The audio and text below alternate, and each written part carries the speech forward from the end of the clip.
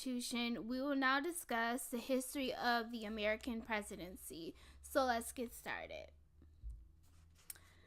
So the first era is the Chief Clerk of the United States. So this dates back from 1789 to 1836. So first off, we have George Washington. So after George Washington became president, he wanted to be called Mr. President rather than Your Majesty. Washington consulted other branches of government, including a treaty, and he sided with the Treasury Department head Alexander Hamilton during the Supreme Court case McCulloch v. Maryland. He served as a mediator between different positions in his administration, where he favored Secretary of State Thomas Jefferson in regards to farming policies. Because as you know, Thomas Jefferson was really favored the yeoman and, really sticking up for the little guy. So speaking of Thomas Jefferson, we have Thomas Jefferson from 1801 to 1809, and he started the practice that government is best which governs least. Because of this, he abolished many judgeships, he trimmed government economic planning efforts, and he scaled back the armed forces. And he actually coordinated the famous Louisiana Purchase in 1803, which gave us more in which we expanded westward. James Madison from 1809 to 1817. So during the War of 1812, he showed the limited powers of the federal government in regards to funding, and he mainly focused on a small military. Alright, so James Monroe from 1817 to 1825. He exercised most of his power in foreign relations. His Secretary of State, John Quincy Adams, helped craft the Monroe Doctrine, which declared that the United States would thereafter regard as an unfriendly act any attempt by a European nation in increase its possession or otherwise intervene on the American continent. So this is post-war 1812, where Monroe wanted to flex his muscle to Britain this one last time to let them know, like, you are not to do this anymore at this point. And then Congress crafted compromises in regards to slavery and paying off the debt of the War of 1812. So you can see that slavery had become an issue from the time of even the ratification of the, Articles of Confederation all the way through the Civil War. So moving on to Andrew Jackson from 1829 to 1837, he remade the presidency into an office of tremendous political power. He dismissed office holders, forcing out cabinet members who angered him by using constitutionally authorized power to veto Congress's bill to recharter the Second National Bank of the United States. He introduced a spoils system for doling out federal offices to individuals as rewards for political service. And then we get to the next era, which you will see the weakened presidency in the wilderness years from 1837 to 1900. So we can see, obviously, the Civil War play here. So let's kind of get into that. So first off, we have James K. Polk. He served from 1845 to 1849. He exercised his power as commander-in-chief during the Mexican War. He had great foreign relations experience as he acquired California and Arizona territories after the Mexican-American War, and he also got the Oregon Territory as well from the British. In the 1850s, Presidents Franklin Pierce and James Buchanan, they are both pretty big failures in addressing the growing sectional tensions over slavery. Left and pro-slavery and abolitionist interests were both frustrated, so they were very weak, and they failed in the aspect when it came to the issue of slavery. All right, and then that kind of ushered in Abraham Lincoln, and because of Pierce's and Buchanan's failure with addressing slavery, Lincoln had to, take the grunt of it during his term in office from 1861 to 1865, and he faced the greatest challenge in his presidency. The secession of 11 southern states and the great battle between North and South to restore the Union. He proclaimed a blockade of southern ports and called on the northern states to provide 75,000 soldiers for battle. He constitutionally suspended the writ of habeas corpus, allowing him to hold criminal defendants indefinitely. He spent money freely from U.S. Treasury without the approval of Congress. And in Article 2 was reinterpreted in his term of office as a source of executive authority during emergencies. And after his death, Congress asserted authority by punishing Confederate states through votes and other, imposing more taxes because of their stance on slavery during the Civil War. And onto a different era, the birth of the modern presidency and its rise to dominance. So this is from 1901 to 1945. So we're getting into World War I, World War II in this era. So in this era, the presidency grew disproportionately. By the time both of the world wars ended, the presidency had emerged as the greatest institution in American politics. So in the term of Theodore Roosevelt from 1901 to 1909, he was using the position of bully pulpit, of which he coined his own term. He was willing to gamble on political capital in order to break up corporate monopolies that were narrowly upheld by the Supreme Court, which forced Congress to enact the new antitrust law, which is the Sherman antitrust law. And it used executive orders to create he actually used a lot of executive orders to create national parks. And he was the first president to actually travel on foreign soil, which expanded the Monroe Doctrine by advancing the Roosevelt Colliery, which declared that the United States would serve as a police power to maintain stability in the Western Hemisphere by opposing any European interference in the affairs of Latin American nations, but justifying any U.S. intervention. So basically they said, we were giving ourselves more power to invade while inhibiting other regions and countries from invading. Next, we have Woodrow Wilson from 1913 to 1921. He had an aggressive industrial reform agenda, marked a mostly well-received first term in office. He led the U.S., unfortunately, into World War I and got praised for the Paris Peace Conference after the war was over. But because of this, I believe that it was kind of a major fault, was that he rejected the U.S. membership of the League of Nations, which I believe could have probably prevented World War II if we had put ourselves in the League of Nations and been an active participant. Next off, we have Herbert Hoover from 1929 to 1933.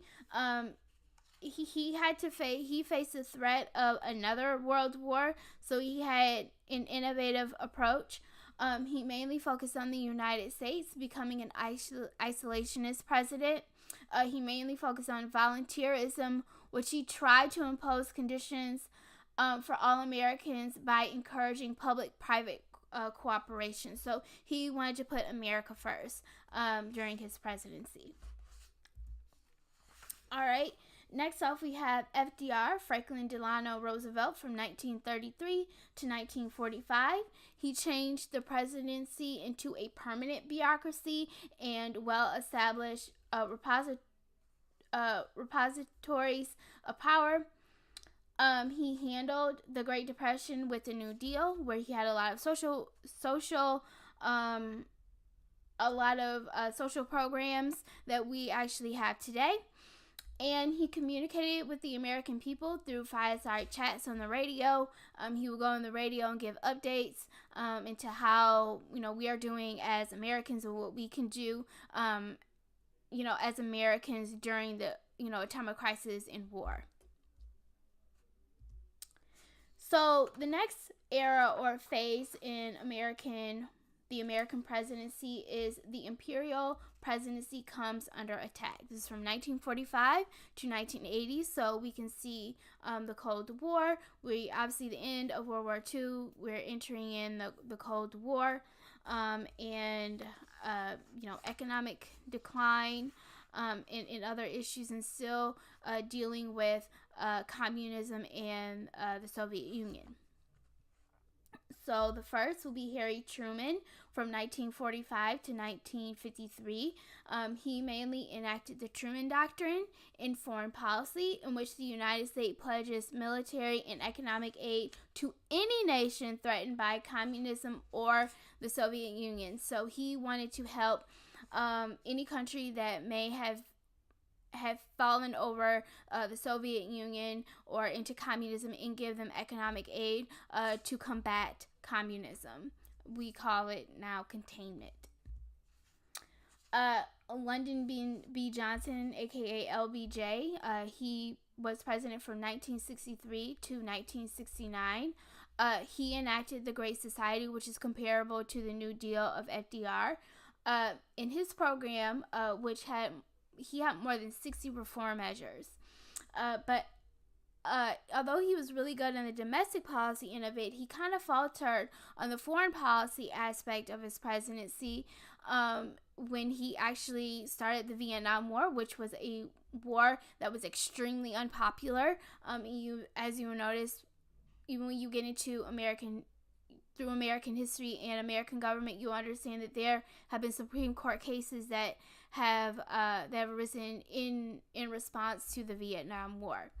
And he just wasn't able to stop the communists from invading South Vietnam, and that's why it was so unpopular. Is that now instead of containing communism, we're actually spreading communism, not just in European countries, but now we're getting into the Asian countries as well.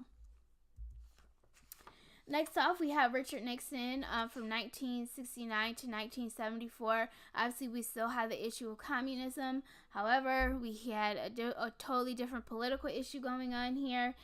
He achieved great foreign policy success by improving America's relationship. However, he had to resign from office before the end of his term after the Watergate scandal. So, although he had great foreign policy, good foreign policy success, he kind of faltered on the domestic end of it when, with Watergate. Next, we have Jimmy Carter from 1977 to 1981. He had a failing economy. There was a failing economy in the 1970s, obviously because of the war or the Cold War, and he failed to resolve the Iranian Revolution and solving the Iranian hostage crisis, which further cemented his image as an inept commander-in-chief. So he was considered as a failure because he wasn't able to resolve the Iranian hostage crisis, which lasted well over a year. And he was actually the first president since 1932 to lose to re-election. So he couldn't get re-elected. All right, so now we're getting into another era of the presidency, and that is redefining the presidency in an era of divisiveness. So this is from 1981 to 2008. So in this era, we have the 9/11 and other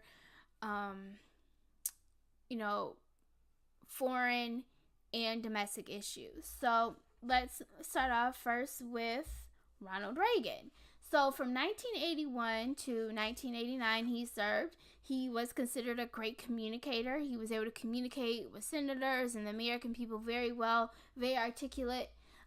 His economic program included cutting taxes, decreasing social spending, and a marked increase in defense spending. So we kind of know that as Reaganomics, where it trickles down. Trickle-down economics, aka Reaganomics.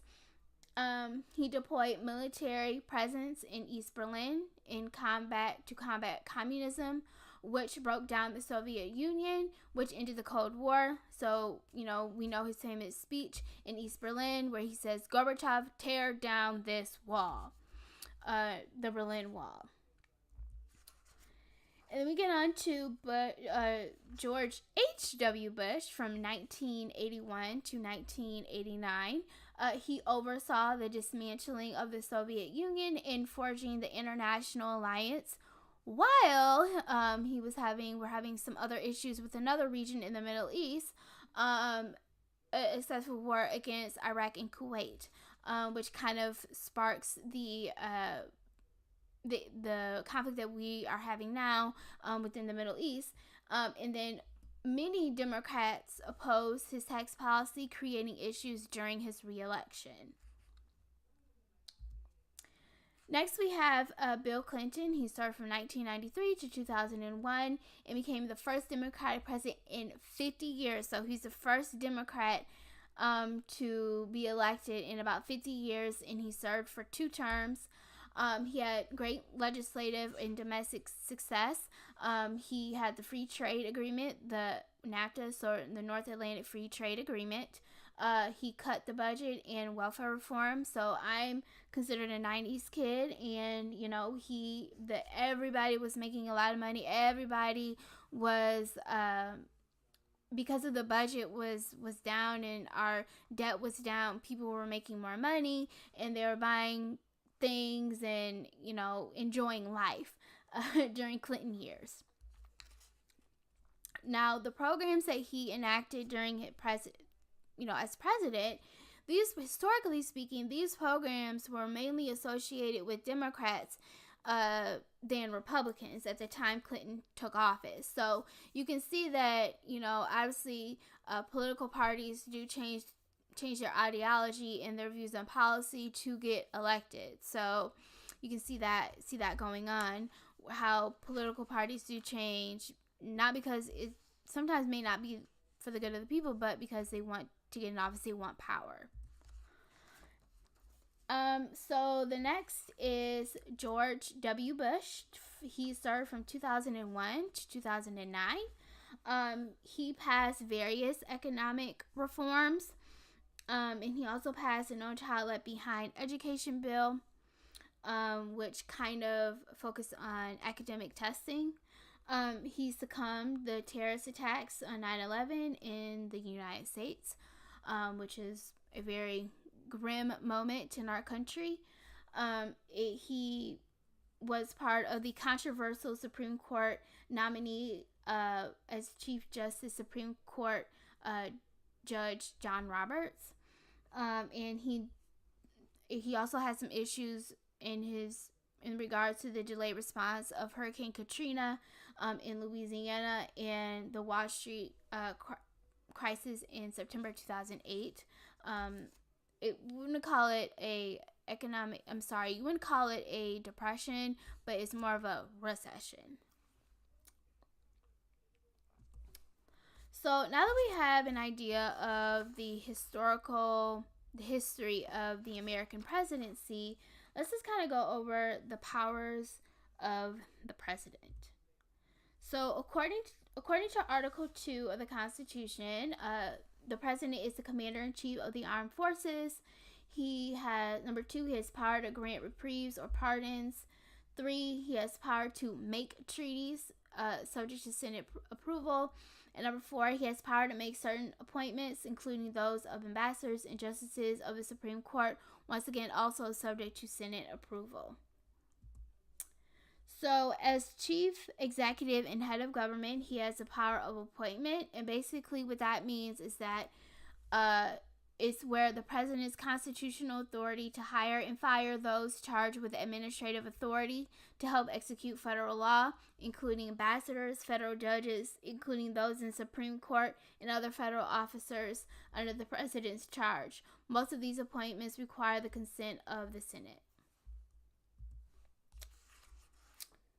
Now, this particular issue has risen all the way to the Supreme Court in Myers v. United States in 1926. And the Supreme Court ruled that chief executives have the power to remove purely executive officers without congressional consent. So, that the president can remove, executive officers without the consent of Congress because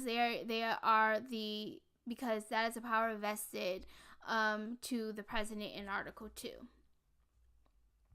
So, what's the difference between a reprieve and a pardon? So, a reprieve is the president's constitutional authority to reduce the severity of a punishment without removing the guilt for those who have violated the law.